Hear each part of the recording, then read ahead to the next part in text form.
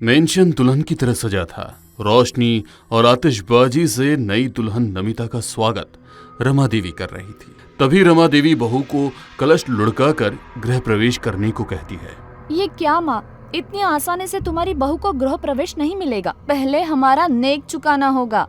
ये लड़की भी ना भाई की शादी में बहुत लालची हो गई है, हर बात पर अड़ जाती है। भाई सोहम, घर में आना है तो अपनी बहन की डिमांड पूरी करो। उनकी बात सुनकर आसपास खड़ी सभी महिलाएं हंसने लगी। हंसी मजाक के बीच नई बहू का गृह प्रवेश हुआ।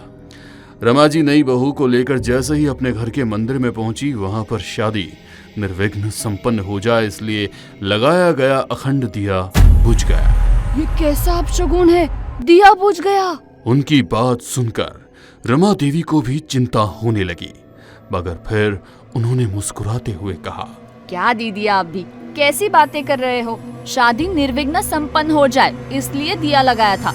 अब तो शादी हो गई और बहू का गृह प्रवेश भी अच्छे से हो गया है। हवा से दिया खंडित हो गया तो क्या हो गया। सौम्या, अपनी भाभी को लेकर उनके कमरे में ले जाकर उन्हें आराम करने देना, ठीक है। तभी रमा जी के फोन पर किसी का फोन आया। फोन सुनकर वो जोरों से रोने लगी। क्या हुआ माँ? सब कुछ खत्म हो गया बेटा, हमारी दिल्ली वाली फैक्ट्री में आग लग गई। मजदूरों को फैक्ट्री से बाहर निकलने का मौका भी नहीं मिला, सब खत्म हो गया। माँ की बात सुनकर सोहम वहीं जमीन पर बैठ गया।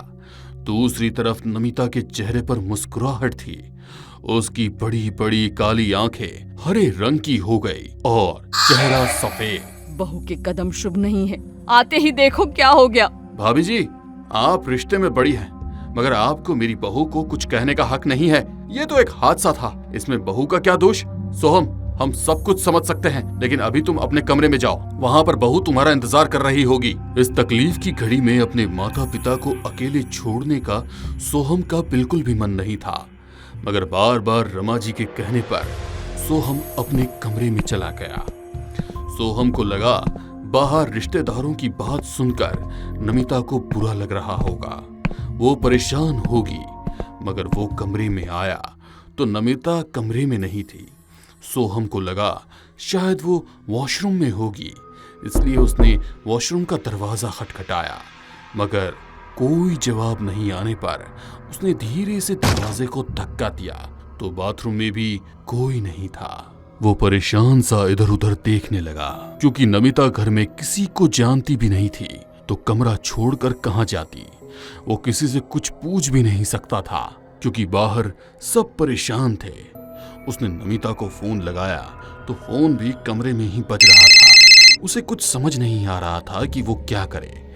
एक और इतना बड़ा नुकसान, दूसरी तरफ नई नवेली दुल्हन गायब है। वो कमरे से बाहर निकल कर आता है तो रमा जी चिंतित होकर पूछने लगती है, क्या हुआ बेटा, इतनी रात को कमरे से बाहर क्यों आए? कोई रिश्तेदार देखेगा तो क्या बातें करेंगे? माँ, आप परेशान मत हो, नमिता सो गई है। मेरा मन ठीक नहीं है तो मैं थोड़ी देर के लिए टेरेस पर जा रहा हूँ। रमा जी को लगा कि इतना बड़ा नुकसान हुआ है, इसलिए बेटा टेंशन में होगा। उन्होंने ज्यादा सवाल जवाब नहीं किए। सोहम टेरेस पर आया और उसने देखा कि वहां पहले से ही कोई खड़ा है। सोहम उसके करीब गया तो वो कोई और नहीं बल्कि नमिता थी।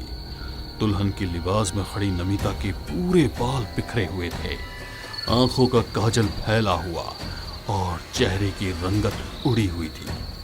उसे वहां पर देखकर सोहम बोला, तुम यहाँ? मैं तुम्हें नीचे ढूंढ रहा था, मगर तुम कमरे में से छत पर कैसे आई? कहते हुए सोहम ने उसके कंधे पर हाथ रखा तो नमिता ने पीछे मुड़कर देखा।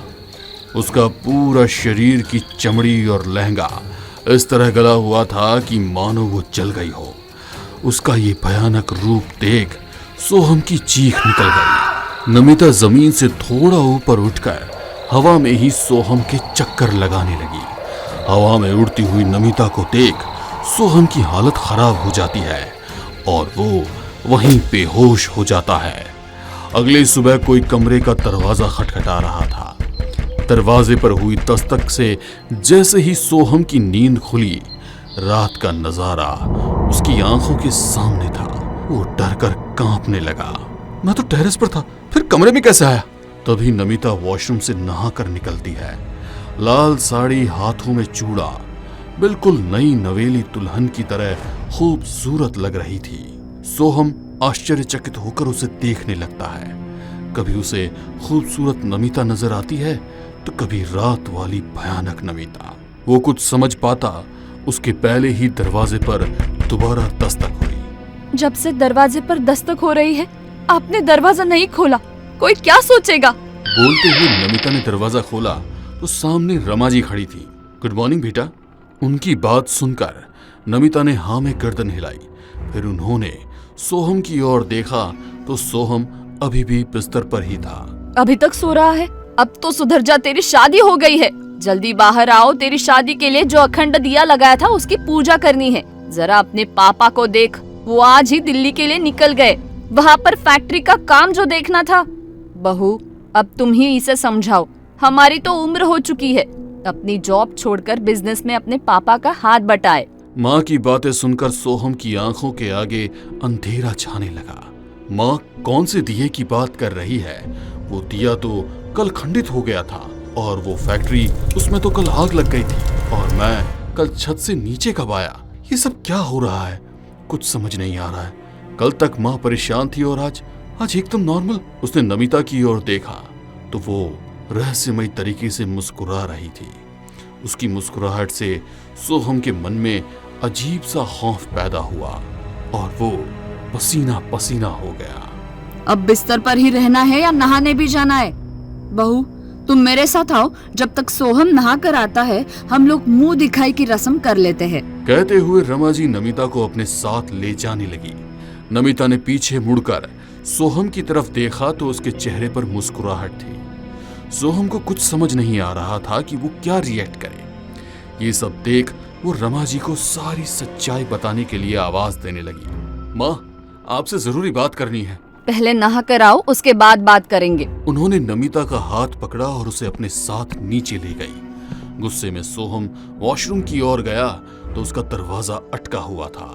झटके से उसने उस दरवाजे को खोलने की कोशिश की तो एक झटके से दरवाजा खुल गया। उसे कुछ समझ नहीं आ रहा था कि वो ऐसे ही शावर के नीचे खड़ा हो गया।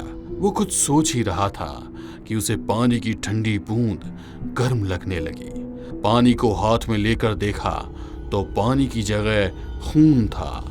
पूरा बाथरूम खून से लाल हो रखा था। उसने घबराकर शावर बंद कर दिया और बड़े कांच की ओर देखने लगा। वहां पर उसे नमिता का भयानक साया नजर आने लगा। कौन हो तुम? और तुम मेरी नमिता तो नहीं हो सकती। अरे मैं ही तो हूँ तुम्हारी नमिता, भूल गए सोहम? कहते हुए वो जोरों से हंसने लगी। उस शख्स को हंसते हुए देख सोहम ने गुस्से में हैंड शावर उस कांच के ऊपर मार दिया।